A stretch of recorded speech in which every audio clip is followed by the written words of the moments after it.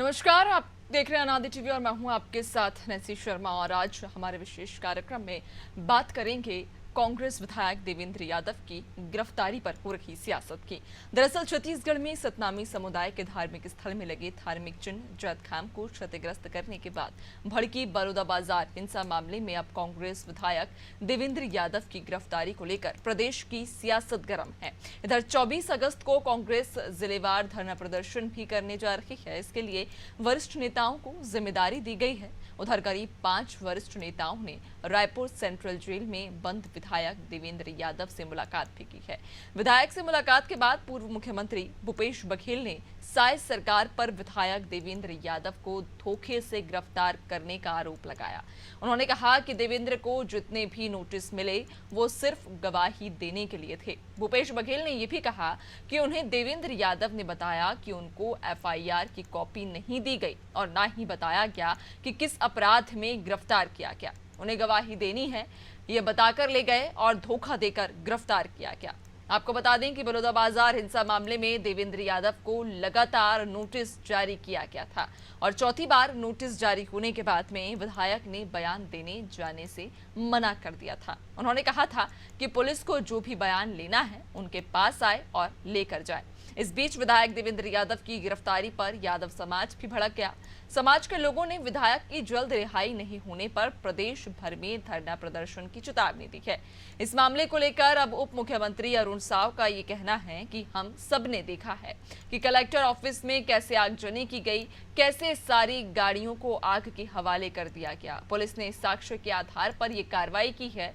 क्या देवेंद्र यादव की गिरफ्तारी राजनीति से प्रेरित है और जैत खाम को क्षतिग्रस्त करने की साजिश रचने वालों तक कब पुलिस पहुंचेगी? आज इसी मुद्दे पर चर्चा करेंगे, लेकिन पहले कुछ प्रतिक्रियाएं सुन लेते हैं। कांग्रेस के कार्यकर्ता,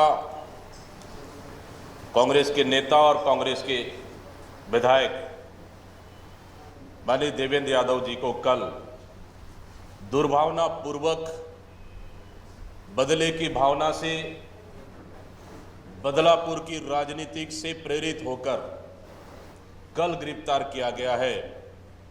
इसका छत्तीसगढ़ प्रदेश कांग्रेस कमेटी पूर्ण रूप से विरोध करती है और इसका कड़ा निंदा करती है। आदरणीय साथियों, कि सर्वविदित है कि जब भी भारतीय जनता पार्टी की सरकार छत्तीसगढ़ में बनी है, ये छत्तीसगढ़ और देश के लिए भी कलंकित घटना है और इस घटना से सरकार अपने आप को बचाने के लिए, सरकार अपने आप को इस घटना को रोकने से फेलियर हो गई, उनके इंटेलिजेंस फेलियर हो गया, सरकार पूरी तरह से विफल हो गई और इस विफलता को छुपाने के लिए और जो कि कांग्रेस के ऊपर ठिकरा फोड़ने का काम कर रही है, इसका हम कड़ी निंदा करते हैं। देखिए, ये हम सब ने देखा है, हम सब ने महसूस किया है कि जिस प्रकार से कलेक्टर कार्यालय, एसपी कार्यालय बलौदाबाजार में जो घटना हुई, कैसे आगजनी की गई, कैसे सैकड़ों गाड़ियों को आग के हवाले किया गया और वहाँ पर जिस प्रकार से साक्ष्य पुलिस ने एकत्रित किए हैं, साक्ष्यों के आधार पर ये कार्यवाहियाँ हुई है। बार बार पुलिस द्वारा नोटिस देने के बावजूद अपना साक्ष्य देने के लिए नहीं आते हैं। ये बताता है न संविधान पे न कानून पर इनका भरोसा है, केवल और केवल राजनीति करना है। छत्तीसगढ़ की शांति और सद्भावना को जो भी बिगाड़ेगा, कानून अपने हाथ में लेगा, निश्चित रूप से कानून अपना काम करेगा और यह कार्यवाही विशुद्ध रूप से पुलिस ने साक्ष्यों के आधार पर की है। माननीय भूपेश बघेल जी ने कहा कि 5-5 करके सबको मिला दो, उन्हें भी नहीं जाने दिया गया। इस तरह से यहाँ भी साय जी का प्रशासन पूरी तरीके से चुस्त है, मगर हम लोग देवेंद्र से मिल के आ रहे हैं। फिलहाल उसके ऊपर कोई गलत व्यवहार नहीं हो रहा है। वो चिंतित जरूर है बाहर के लोगों के लिए, अपने परिवार के लिए, उसके खिलाफ जो कार्रवाई हो रही है उसके लिए, और हम लोगों ने सलाह दिया है कि वो न्यायिक जो मामले हैं उसको न्याय के तरीके से निपटे और यहाँ जल्दी से जल्दी हम लोग बाहर प्रयास करेंगे कि वो बाहर आ जाए। देवेंद्र यादव ने यही बताया है कि उनके जब गिरफ्तार किया गया तो एफआईआर की कॉपी नहीं दिया गया, किस अपराध में उसको गिरफ्तार किया गया नहीं बताया। उन्हें जितनी नोटिस मिली 160 की नोटिस मिली थी, जो गवाही की नोटिस होती है, गवाही लेना है ये बताकर उसे गिरफ्तार किया गया है। तो इस प्रकार से विधायक को धोखा देकर गिरफ्तार इस सरकार ने किया है।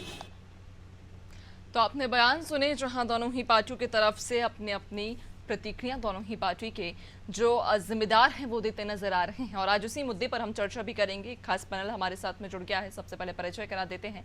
बीजेपी प्रवक्ता रितेश मौर्य हमारे साथ जुड़ गए हैं। संजय दिवांगन कांग्रेस प्रवक्ता हैं, हमारे साथ जुड़ गए हैं। रमेश पांडे वरिष्ठ पत्रकार हैं, हमारे साथ जुड़ गए हैं। बहुत स्वागत है आप सभी का अनादि टीवी पर। चर्चा की शुरुआत करेंगे रमेश जी आपके साथ में। बलौदा बाजार हिंसा मामला, मुझे ऐसा लगता है कि शायद इस मुद्दे से हम भटक गए हैं, क्योंकि बलौदा बाजार हिंसा का जो मुख्य मुद्दा था, जो मुख्य एजेंडा था, वो था जैत खंभ को क्षतिग्रस्त करना। जब जैत खंभ क्षतिग्रस्त हुआ उसके बाद से ही बलौदा बाजार हिंसा की जो आग थी वो भड़की थी। लेकिन अब कहीं ना कहीं हम ऐसा लग रहा है कि मुद्दे से हम अब भटक रहे हैं। ये एक राजनीतिक रोटियां सेकने का मुद्दा बन गया है।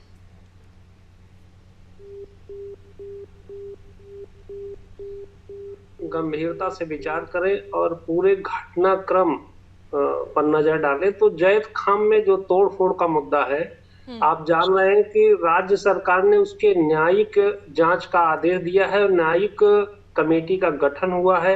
न्यायिक कमेटी के जो चेयरमैन है वो बलौदा बाजार वो संबंधित घटना स्थल का दौरा भी कर चुके हैं। इसकी प्रक्रिया जांच की चल रही है।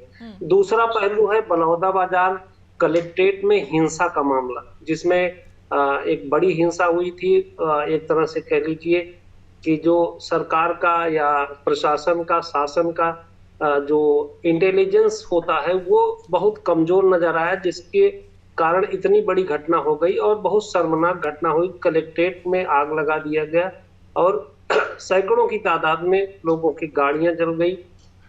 वो भी एक बहुत बड़ी घटना हो सकती है, लेकिन किसी तरह से प्रशासन ने संभाला और उस मामले में जो कार्रवाई चल रही है तो वो न्यायिक स्तर पर कार्रवाई चल रही है। कानून अपने तरीके से काम कर रहा है। एफआईआर दर्ज हुई है।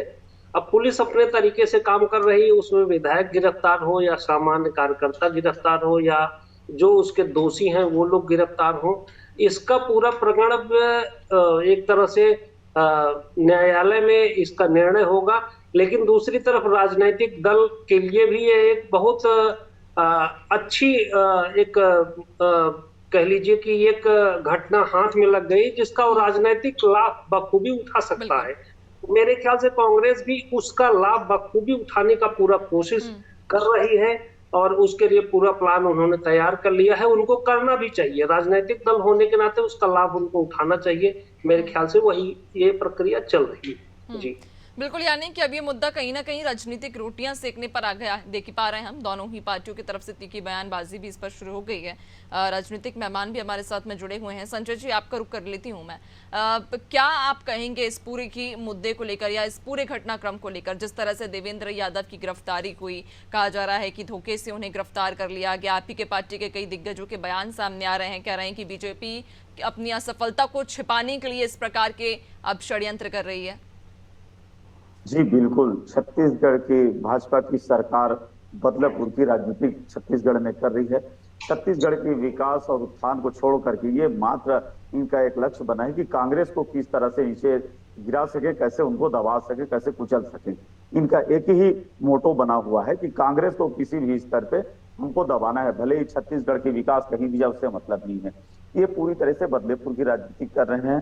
कल की जो देवेंद्र यादव जी की जो गिरफ्तारी की घटना थी, ना एफआईआर है न कुछ, जैसा कि आपके चैनल के माध्यम से हमने देख पाया भी। और जो विधायक दल की बैठक में भी बात यह है कि जो नोटिस दिया गया था वो 160 के तहत दिया गया था, जो कि गवाही के लिए होता है, लेकिन उनको गिरफ्तार कर लिया गया देवेंद्र यादव जी को। ये बिल्कुल सरासर गलत है। और जहां तक पूछताछ की बात है और जब जब भी उनको नोटिस दिया गया तब तब वो या तो फिर छत्तीसगढ़ से बाहर रहे हैं या अपने कामों में फंसे हुए थे या मीटिंग में थे, तब की तारीख पे उनको नोटिस दिया गया है। इससे भी स्पष्ट होता है कि शासन सरकार के दबाव में आकर के पुलिस काम कार्य कर रही है और देवेंद्र यादव जी को जो गिरफ्तार की है वो बदले के नियत से की गई है। किसी भी स्तर पर इसे बर्दाश्त नहीं किया जा सकता। एक अपना सतनामी समाज के जो जैतखाम का मामला है उसे कहीं न कहीं कमजोर करने के लिए भाजपा राजनीतिक रोटी सेक रही है और उस केस को दबाने के लिए ये कांग्रेस को टारगेट कर रही, ताकि जो गलती है, जो इनकी नाकामी है, उस नाकामी को छुपाया जा सके। और ये अपनी नाकामी को छुपाने के लिए कांग्रेस के ऊपर निरंतर प्रहार कर रही है। कांग्रेस आम जनता के साथ है। छत्तीसगढ़ की जनता चाहे किसी धर्म और जाति के साथ अगर अन्याय होती है तो हम विपक्ष में बैठे, विपक्ष का आवाज बन करके बैठे हैं। हम विपक्ष के आवाज के रूप में और जनता, छत्तीसगढ़ की जनता के आवाज में हम लड़ते रहेंगे। सड़क से लेकर के सदन तक हमारी लड़ाई चलेगी और भाजपा जिस तरह से भी षड्यंत्र करे या जैसा भी हमारे साथ बर्ताव कर सके, हम उसके लिए तैयार हैं, क्योंकि हम छत्तीसगढ़ के विपक्ष में बैठे हैं और जनता के लिए कार्य करेंगे, भाजपा चाहे जितनों भी षड्यंत्र करे। ठीक है, चलिए बीजेपी से ही जवाब ले लेते हैं। बीजेपी की तरफ से रितेश जी हमारे साथ में जुड़े हुए हैं। रितेश जी, आपने बात सुनी, संजय जी की बात सुनी होगी, उसके पहले भी जो बयान आपने सुने होंगे, भूपेश बघेल ने बयान दिया था, दीपक बैज का भी आपने बयान सुना होगा। सबका यही कहना है कि बीजेपी ने धोखे से देवेंद्र यादव को गिरफ्तार किया है। भूपेश बघेल का कुछ देर पहले हम बयान सुन रहे थे, वो ये कह रहे थे कि एफआईआर की कोई कॉपी नहीं दी गई देवेंद्र यादव को। उनसे कहा गया कि हम आपके बयान लेने के लिए आपको लेकर जा रहे हैं और उन्हें छलावे से, धोखे से उन्हें गिरफ्तार कर लिया। कई आरोप लगाए जा रहे हैं। कहा जा रहा है कि बीजेपी अपनी असफलता को छिपाने के लिए कांग्रेस को कलंकित कर रही है। देखिए, सबसे पहले तो बता देना चाहूँ, जो बलौदाबाजार की जो घटना हुई बहुत ही दुर्भाग्यवश है। और चूंकि देवेंद्र यादव जी वहां उपस्थित थे और उन्हें बार बार नोटिस दिया गया कि जो भाषण की कुछ बातें हैं, वो साक्ष्य वो प्रस्तुत करें, लेकिन बार बार नोटिस देने के बाद वो बचते रहे, मीटिंग का बहाना देते रहे और बाहर होने का बहाना, जिसका संजय देवांगन जी ने बताया।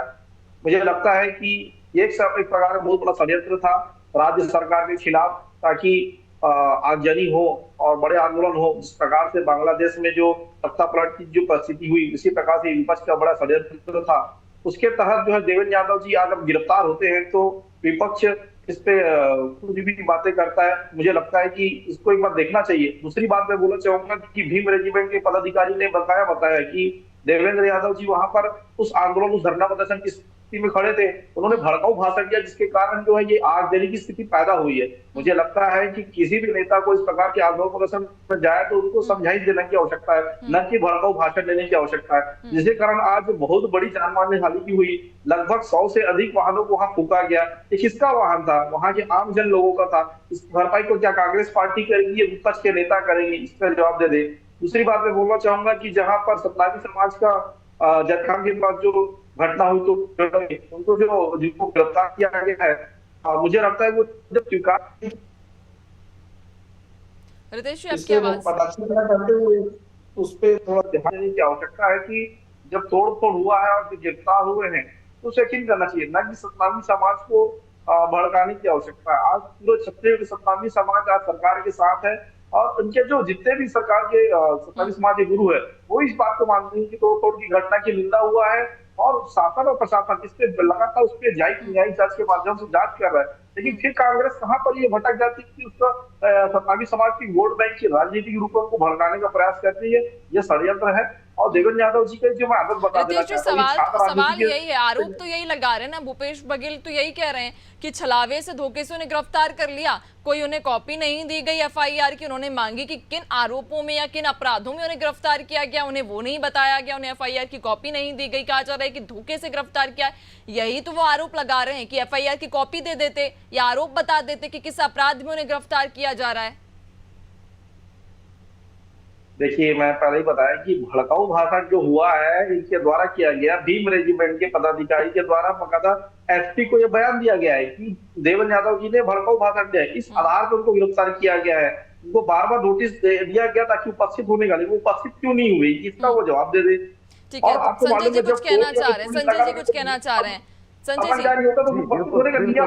हमारे मोहरे जी ने जिस बात को कहा है कि भड़काऊ भाषण दिए, देवेंद्र यादव जी के साथ साथ पूरी कांग्रेस टीम आपसे मांग रही है, पुलिस प्रशासन से मांग कर रही है कि अगर वहां पर कहीं भी मंच के ऊपर हम बैठे हैं, मंच पे कोई भाषण दिए हैं, कहीं कोई भाषण दिए, हर हाथ में मोबाइल है और हर मोबाइल में कैमरा रहता है, अगर आपके पास ऐसे कोई साक्ष्य है तो प्रस्तुत करें, हम मानने को तैयार है। देवेंद्र यादव जी ने शुरू से लेकर के लास्ट तक इस बात को कहा है कि हमारे द्वारा अगर कहीं भी कोई भड़काऊ भाषण है, किसी को भी बरगलाने का प्रयास किया है, एक समाज के लोगों के द्वारा उन्हें आमंत्रित किया गया था, उनके दौरा रायगढ़ का था, इस बीच में उन्होंने 10 मिनट के लिए उस सभा स्थल पे गए थे और जहां पर आम जनता बैठी थी वहां पर बैठे थे, उनसे कोई भी भाषण वहां पर की नहीं है और न ही इनके पास कोई सबूत है, कोई साक्ष्य है।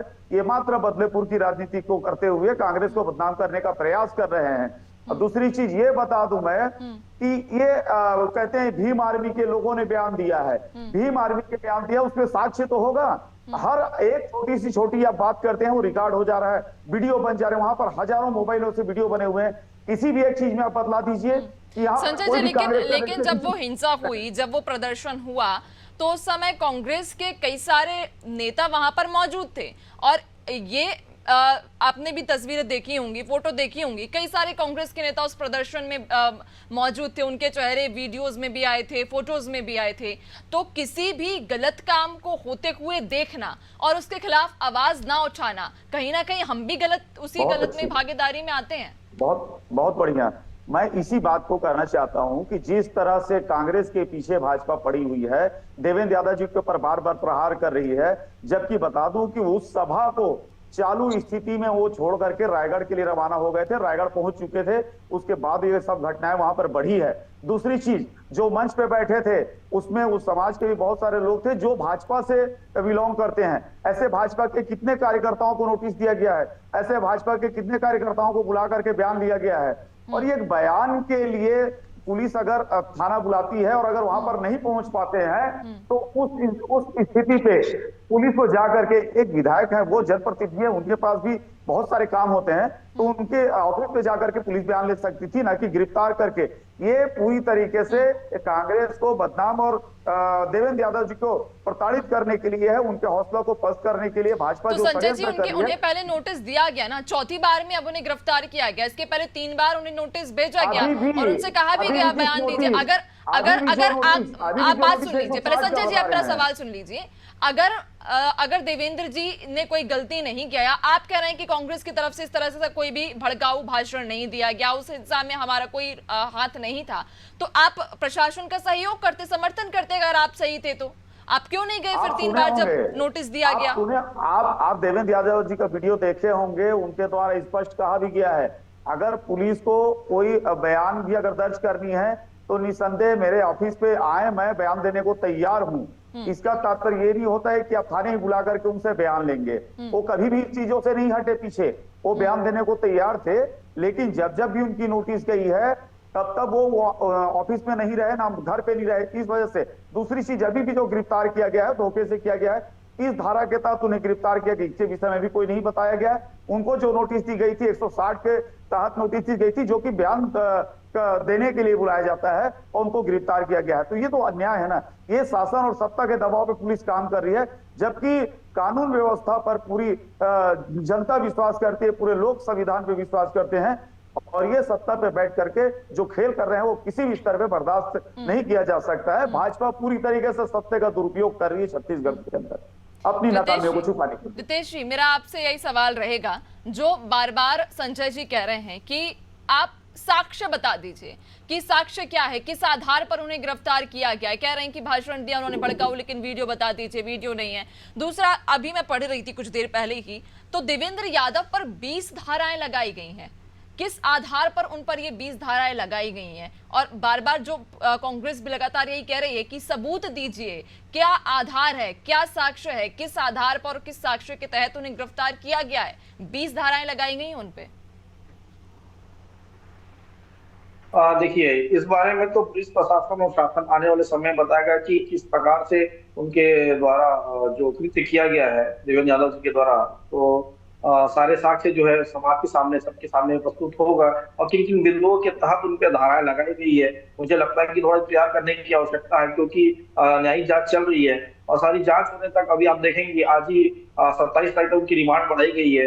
उनको कोई अभी सजा नहीं हुई है, उनको पहले गिरफ्तारी हुई है, रिमांड बढ़ाई गई है ताकि वो जांच में सहयोग कर सके। अगर यही जांच में सहयोग अगर पहले कर दिए होते तो मुझे लगता है गिरफ्तारी की नौबत नहीं आती। क्योंकि इसके पहले भी आप देखेंगे रायपुर नगर निगम के महापौर के खिलाफ भी जब विधानसभा घेराव के विषय में जब हुआ तो यहाँ के महापौर जाकर के एसपी कार्यालय में अलग होते और जवाब प्रस्तुत करते हैं, तो उनकी गिरफ्तारी हुई क्या? तो मुझे लगता है कि देवेंद्र यादव जी, जहां तक मुझे लगता है कि उसकी इस प्रकार की हमेशा से आदत रही है, क्योंकि वो जो छात्र राजनीति में भी थे तो इस प्रकार की कृत्य हमेशा करते थे। वो भिलाई की सीएसपीटी कॉलेज की बात करूं, रवि शंकर यूनिवर्सिटी की बात करूं, तो इस प्रकार की मारपीट की घटनाएं, कुछ अन्य घटनाएं होती रहती थी, हमेशा ये बचते थे और उनके नेता उनको बचाने लगे। क्योंकि भूपेश बघेल जी के सबसे प्रिय नेता और विधायक है, तो मुझे लगता है कि भूपेश बघेल की शायद पूरी कांग्रेस पार्टी इनको बचाने में लगी हुई है। लेकिन ये कृत्य ज्यादा छुप नहीं सकता क्योंकि कोल घोटाले में भी उनका बड़ा नाम है।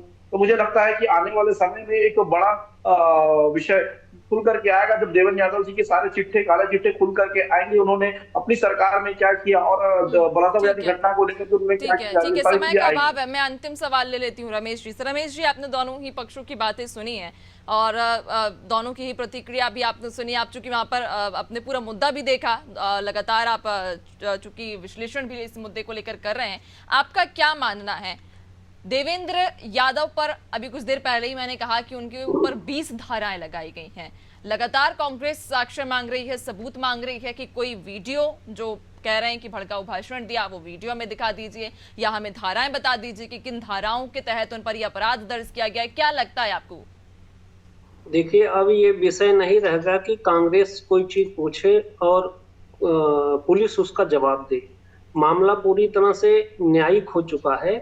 अभी आज की लेटेस्ट जानकारी आपको होगी कि देवेंद्र यादव ने जमानत के लिए जो आवेदन दिया था उसको खारिज कर दिया गया और उन्हें 7 दिन के लिए न्यायिक हिरासत में जेल भेज दिया गया। तो निश्चित रूप से आप जान लीजिए कि न्यायालय में ये पुलिस ने बता दिया होगा कि हमने किन आरोपों में गिरफ्तार किया है, क्यों गिरफ्तार किया है। इसी आधार पर न्यायालय से उनकी जमानत को स्वीकार नहीं किया गया आवेदन को और उसको निरस्त कर दिया गया। तो ये कहना तो एक गलत नैरेटिव गढ़ने की बात है कि पुलिस ने हमको बताया नहीं कि क्यों हमें गिरफ्तार कर रहे हो, क्या आरोप है, एफआईआर की कॉपी नहीं दी गई। ये कोई प्रश्न मेरे ख्याल से तर्क संगत नहीं है। हम समझदार जैसे लोगों को ये समझना चाहिए कि जब न्यायिक हिरासत में उनको जेल भेज दिया गया और उनके जमानत आवेदन को निरस्त कर दिया तो निश्चित रूप से पुलिस ने पूरी जानकारी न्यायालय को अवगत करा दिया है और वो अपने वकील के माध्यम से ये सारी जानकारियां ले सकते हैं। ये तो बिला वजह की बात है कि हमको ये नहीं बताया, वो नहीं बताया। दूसरा प्रकरण आप बार बार देख रहे हैं कि बलौदा बाजार की हिंसा जैसी बहुत बड़ी घटना है, उसमें देवेंद्र को नोटिस देकर के बुलाया जाता है जो अपना पक्ष रखें, लेकिन वो बार बार नोटिस के बाद भी नहीं जा रहे हैं। तो ये एक तरह से इसको समझा जाए कि पुलिस इस पर एक्शन निश्चित रूप से लेना चाहिए और पुलिस को इसी तरह से कड़ा एक्शन लेना चाहिए ताकि भविष्य में इस तरह की घटनाओं में राजनीतिक दल के लोग लीपापोती या इधर उधर की बातें न कर सके। बिल्कुल, वाकई। और कहीं ना कहीं मुझे अब ऐसा लगता है कि ये जो हिंसा का जो मामला अब बढ़ा, वाकई जो आप भी कह रहे हैं कि बलौदा बाजार हिंसा एक बहुत बड़ी हिंसा थी और एक बहुत बड़ा घटनाक्रम था जिस तरह से वहां पर उपद्रव हुआ।